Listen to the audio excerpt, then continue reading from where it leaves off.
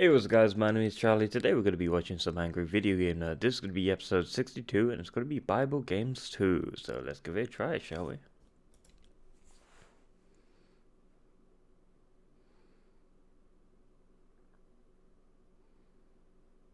He's playing some games, the worst he recalls. He's gonna find out which one sucked the most balls. The angry video game nerd is here.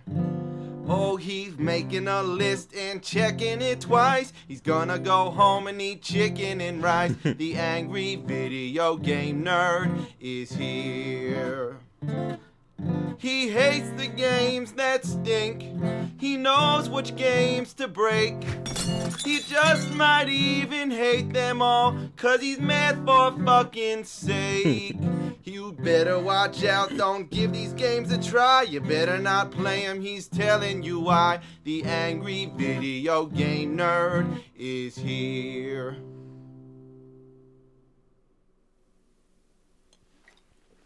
Welcome to another sacrilegious Christmas fuckfest. Now, 2 years ago, I played a bunch of Bible games. Yeah, now would you believe there's actually more of them? Like, who makes video games based off the Bible? Why would you do that? These games suck ass. If I was God, I'd be pissed.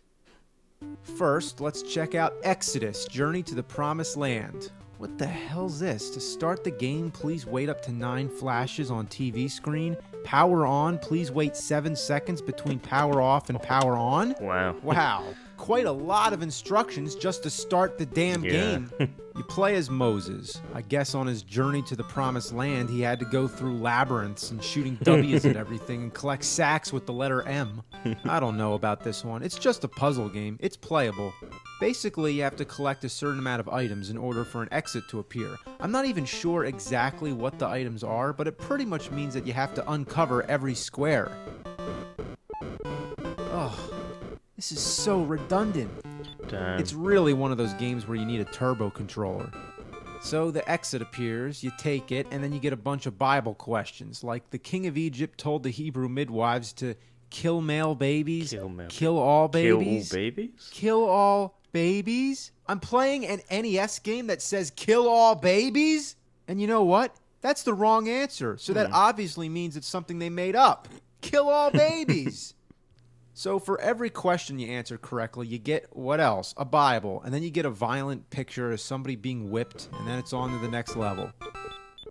Oh, this is so monotonous. Obviously, I'm going all the way in the middle. Oh, no. Now I gotta go all the way back. Oh, fucking hell. This is ridiculous. So then I get back out, I finish up all the crap I gotta do. Oh, so I guess it's the question marks I gotta get. And then what? Where's the exit? Oh, it's back over there? Oh my lord. I've had enough with this shit. Alright, next up, let's try Noah's Ark. Haven't we played this already? Yeah. Remember in Bible Adventures, there were 3 games, one of which was Noah's Ark, that stupid shit where you're picking up stacks of animals. Then, of course, there's the infamous Super Noah's Ark 3D, the only unlicensed Super NES game, which happens to be a clone of Wolfenstein, where you're going around shooting goats. So now we have yet another game based off of Noah's Ark. But there's something very different about this one. What's that? It was actually licensed by Nintendo. Wow. Who made this? Nintendo. Konami. Oh, they're a great company. Okay, now I'm really curious.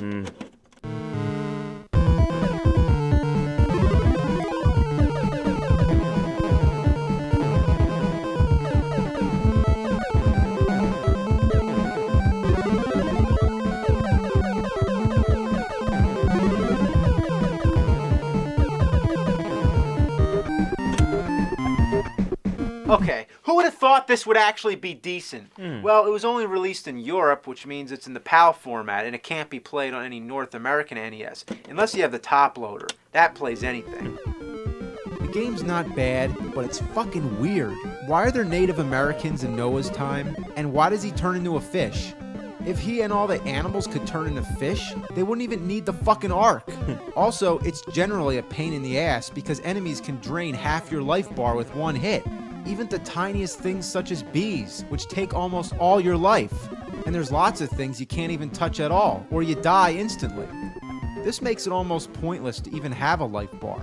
Also, there's hidden bonus stages, but if you find one of them, it doesn't bring you back. So rather than returning you to the game where you left off, it puts you back at the beginning of the stage, which is fucking bullshit. That's bullshit. But overall, I would at least go as far to call it a game. Alright, what's next? Oh, Joshua. This one looks fun, right? Oh no. my god. Doesn't this look familiar? It's the Yeah. same thing as Exodus. Copy and Well, pasted. that scratches that off the list. What's the point of discussing the same game twice? The only difference is that you're Joshua, I assume, and that there's a voice. But what's even stranger, this game is a copy of a game, which is a copy of another game, Wow. Crystal Mines. Damn. Well, here's a little history lesson. Color Dreams was the company making all these unlicensed games for the NES, like Captain Comics, Secret Scout, and Raid 2020. Raid Maybe I'll 2020. review that in the year 2020. I hope so. Anyway, Color Dreams, for whatever reason, decided they wanted to start doing Bible games, now under the name Wisdom Tree. Essentially, they were recycling some of their old Color Dreams games and adding Christian themes. For example, here we have Menace Beach, which was turned into Sunday Fun Day. Let's check it out. Oh, So this God. is Menace Beach. Basically, you're some kid on a skateboard trying to rescue some girl. It's plagued by god-awful control, a pathetic attack range, and the most annoying level design I've ever seen. But the most interesting thing about this game is that between each level, you see your girlfriend begging you to rescue her, and each time, her clothes gradually disappear. The first time playing this, I didn't even realize what was happening. She says, "I've been here so long, my clothes are starting to rot."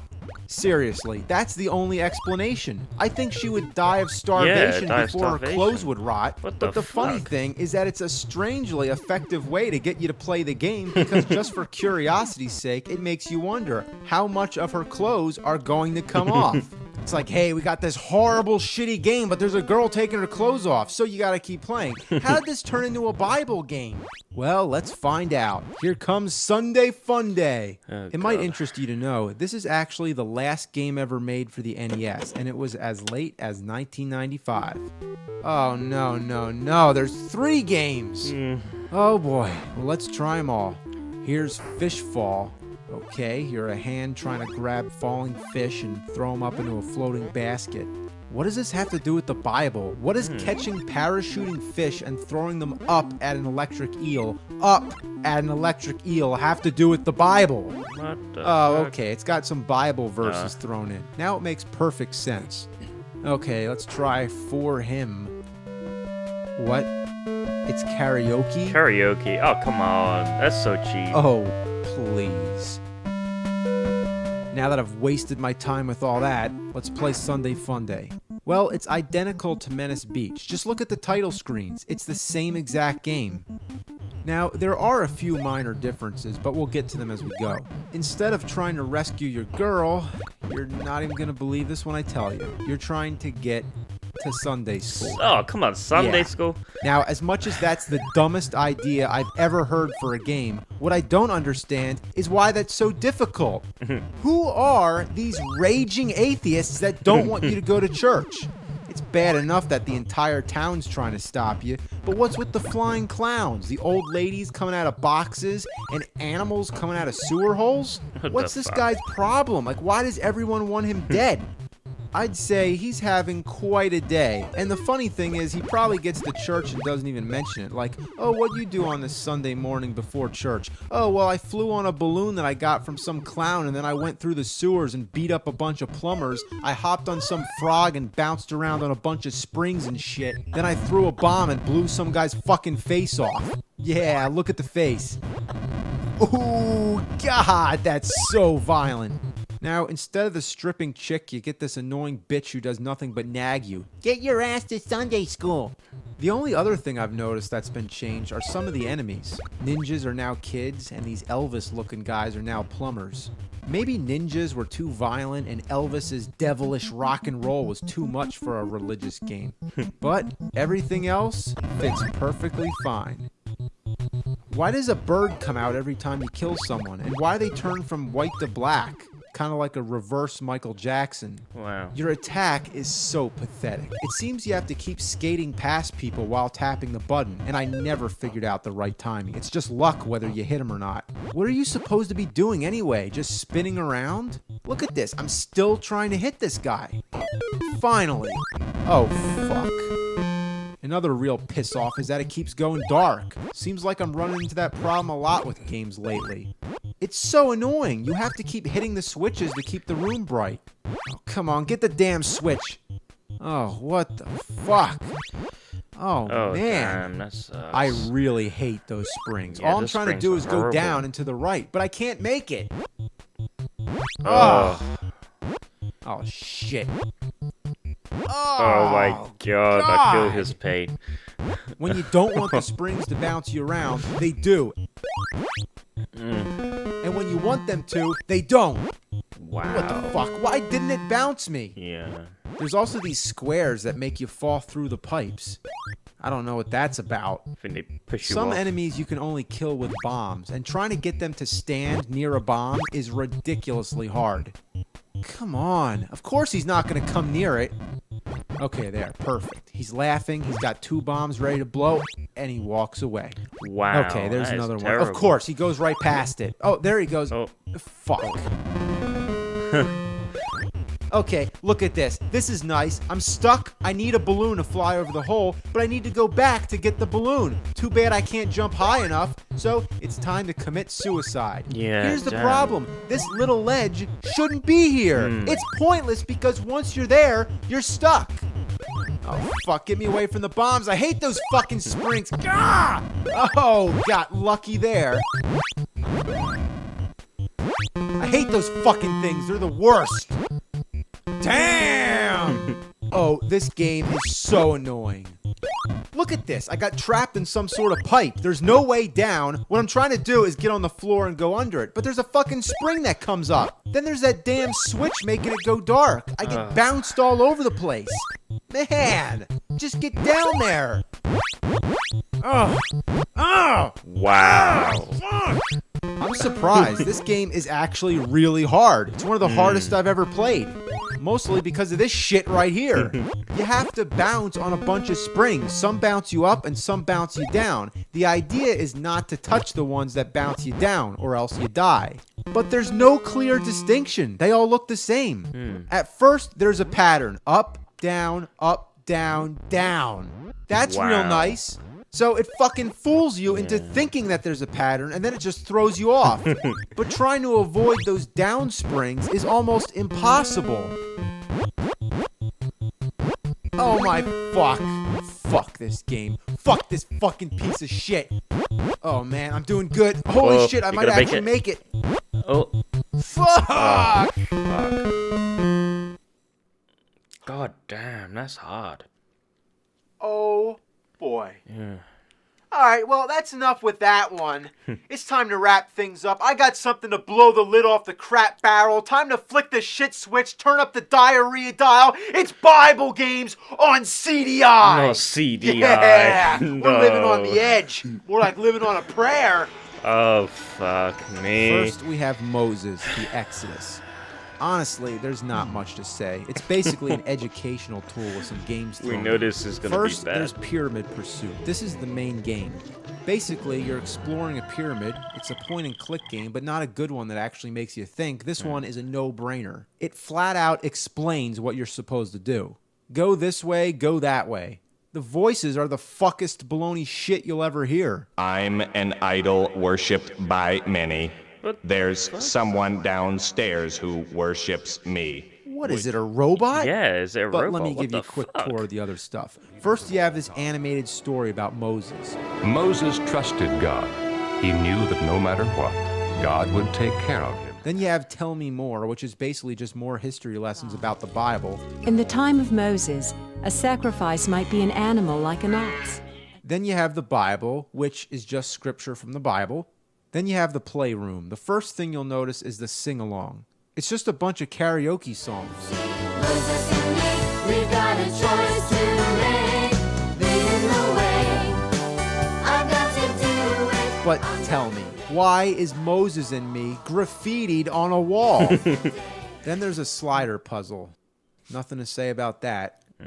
Then there's the coloring book, and this is where things become really ass. It's kind of like Mario Paint, but really hard to control. Seriously, your pointer just jumps all over the place. Wow. And what the hell's going on here? Leprosy? That's nice.